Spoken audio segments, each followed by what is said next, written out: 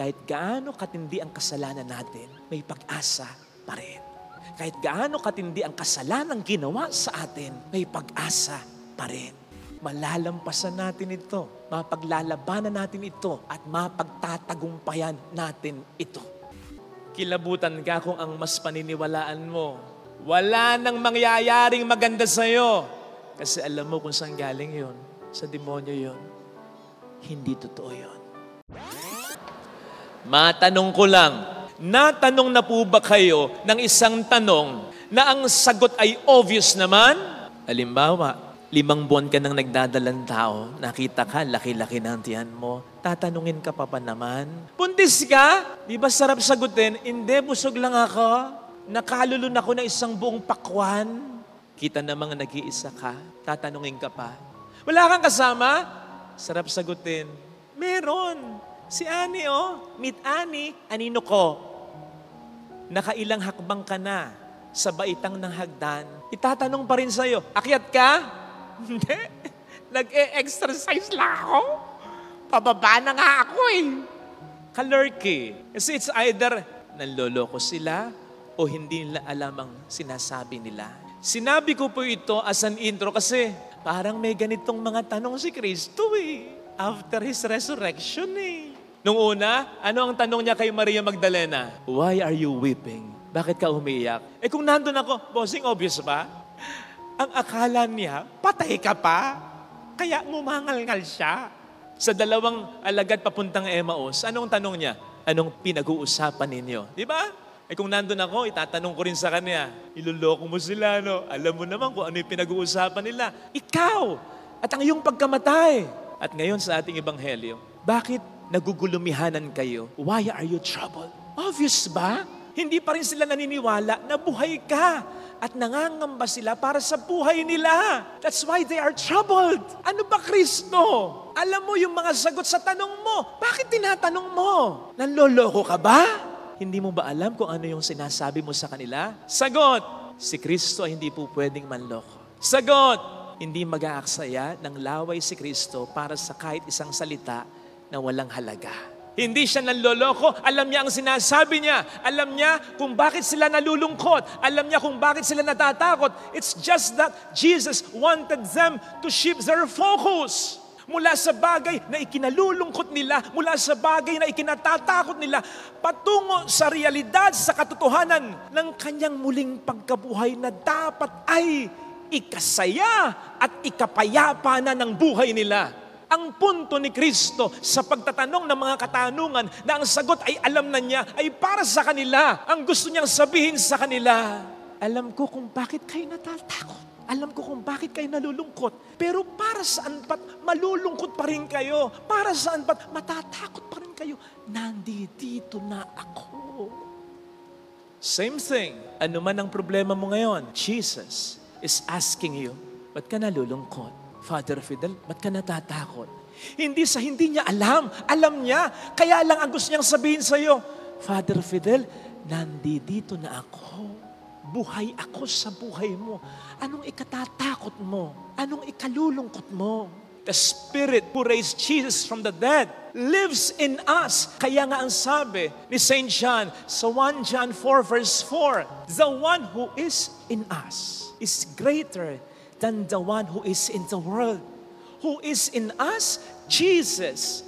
Who is in the world? Satan, the prince of this world.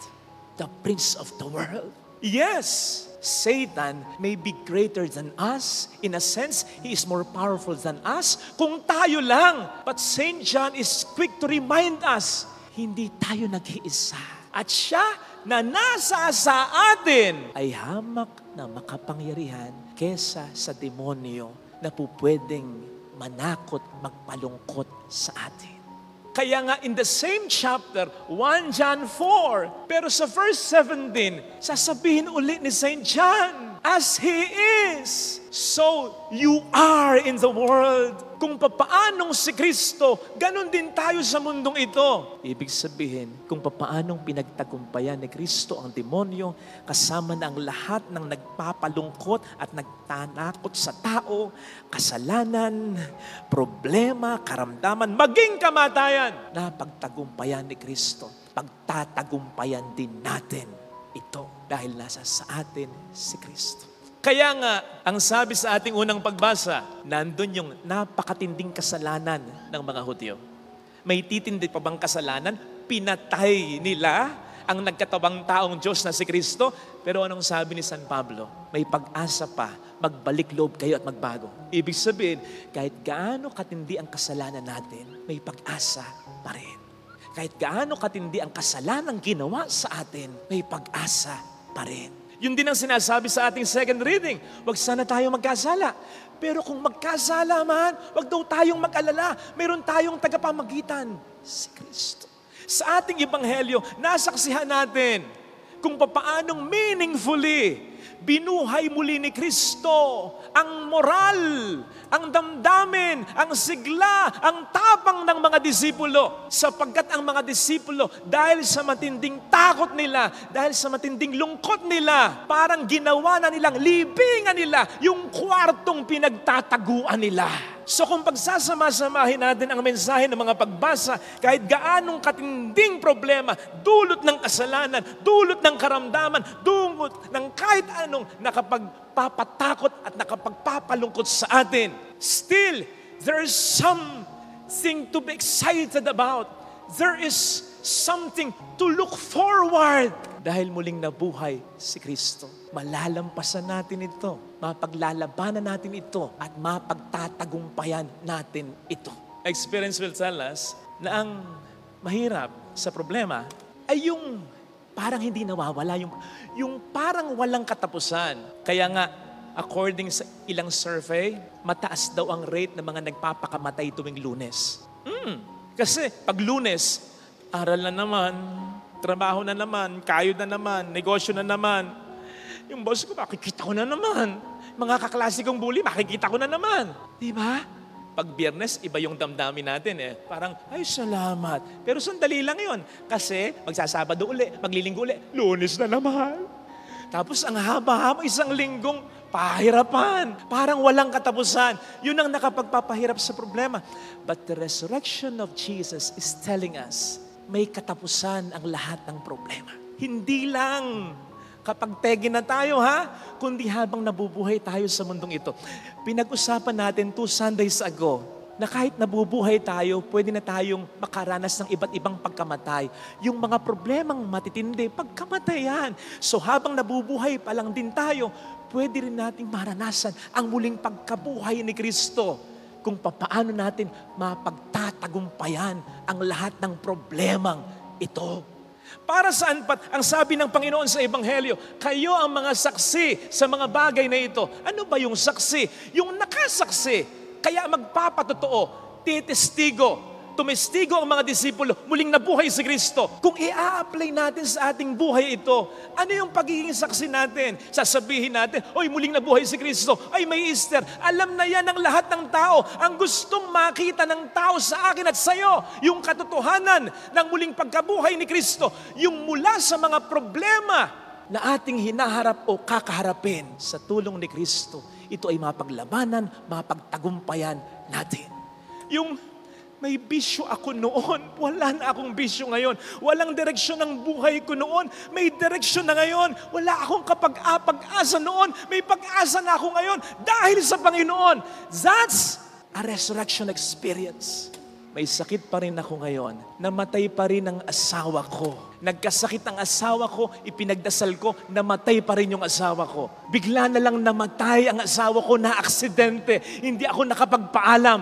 Pero nandito pa rin ako. Nagpupuri sa Panginoon, naniniwala sa Kanya, nagpapasalamat sa Kanya. Yung sabi ni San Pablo, in everything give thanks. I am giving thanks despite my problems. That is the resurrection power. That is the resurrection of Jesus in your life. Yun ang magpapatotoo sa kahit sinong tao namatayan ng asawa, kahit hiniling na mabuhay, namatayan ng asawa, ng aksidente, hindi man lang nakapagpaalam, pero buhay ang pananampalataya kay Kristo. Yun ang gustong makita ng mga tao.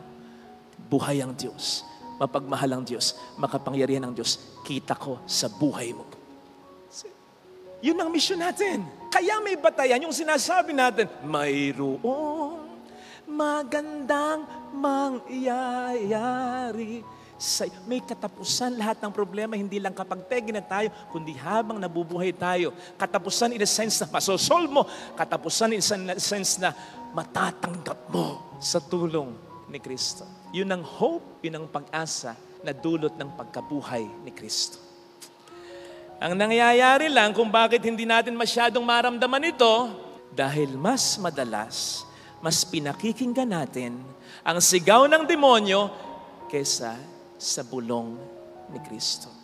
Father, sabi mo nga, sigaw Ang lakas kasi ng sigaw ng dyablo. Wala nang pag-asa, hindi ka mahal ng Diyos, wala nang magandang mangyayari sa'yo, hindi natitino ang pamilya mo, ang buhay mo. Lakas, Father Sigaw kasi sumisigaw yung dyablo Kumpara sa mahinang bulong ng Diyos.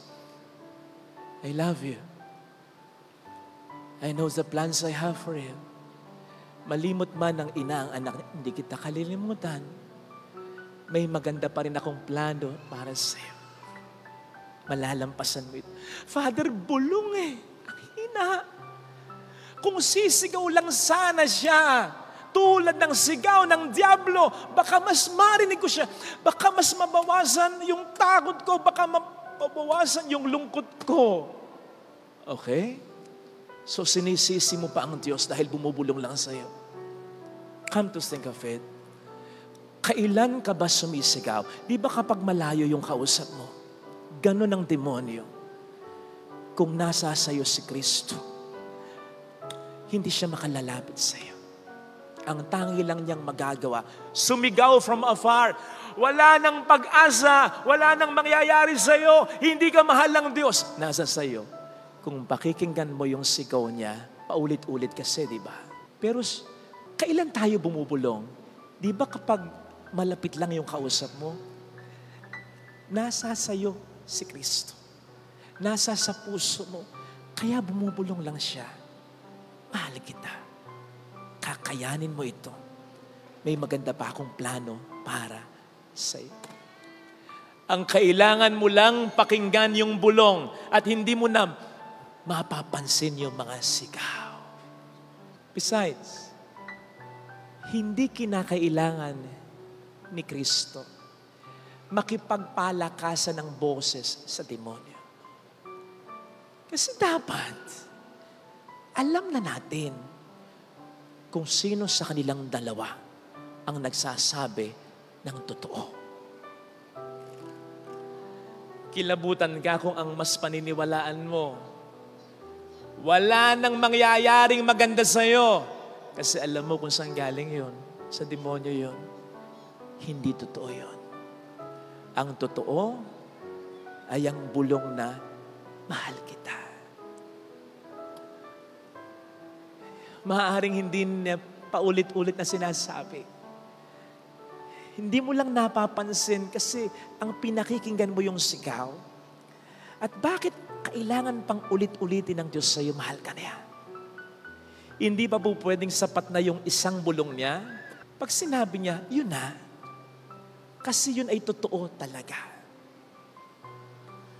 Minsan magtatanong pa tayo, Lord, mahal mo ba talaga ako? Baka nga kahit bumulong, hindi na. Kasi ang sagot ay obvious na. Look at my hands. Look at my feet. Look at my side. Mabubutas ba ang lahat ng ito kung hindi dahil sa pagmamahal ko sa iyo? Mga kapatid, mahal ng Diyos ang buong mundo. Pero wag mong isiping isa ka lang sa bilyon-bilyong mga tao. Mahal ng Diyos, ikaw, na parang ikaw lang ang nag-iisang tao sa buong mundo. Sabi nga ng isang banal, kahit ikaw na lang yung tao sa buong mundo, mamamatay pa rin ang Diyos para sa iyo. Paniwalaan mo yun. Dahil yun ang totoo. At mararamdaman mo ang presensya ng Panginoon na nandiyan sa puso mo. Ang Panginoon na nagsasabi sa iyo, I am with you. Nandito ako sa iyo. No one can harm you. Ang tangi lang niyang magagawa ng demonyo, paniwalain ka sa panloloko niya. Yun ang makapagpapahina sa iyo. Yun ang makawawala ng pag-asa mo. Huwag nating pakinggan yung sigaw. Pakinggan natin yung bulo. Amen.